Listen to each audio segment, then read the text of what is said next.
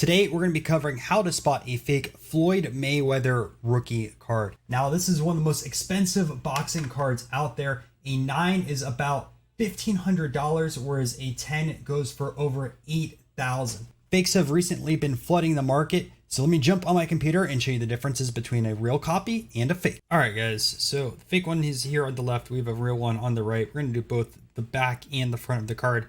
We're going to start with the front and go over some of the different things that I noticed my first time looking.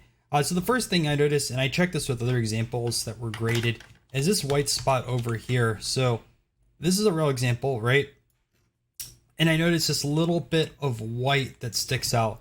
Now on the fakes, you go over here, there is none of that. So kind of like how the Gretzky has its yellow spot, I think for the Floyd Mayweather, this white spot will be one of those unless the counterfeiters end up covering that over time. Either way, like this is a really good thing to look for if you see this.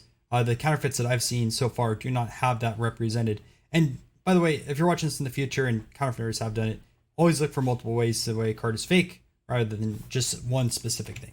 Okay. Next thing I noticed was pretty much this outside over here. You guys can see this almost goes like halfway to the border. However, on this fake one, it goes all the way to the border and it's much darker. I mean, as a comparison, again, lighting isn't the same on both of these, but that is the case on this one. Way different. Speaking of lighting and shadows, one of the things I always teach you guys is look at the shadows. So for this one example, like you can see the neckline over here, separation between the chin and the face, right? Pretty easily.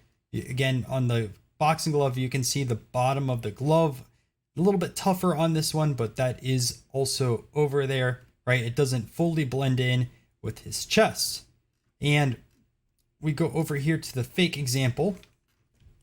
And you guys can see like this is completely blended in except for that little piece of white that sticks out, right? You can see the white clearly with the lines. This does not have it, so that is not there. And then you can see literally the face and also the neckline completely blended in over here.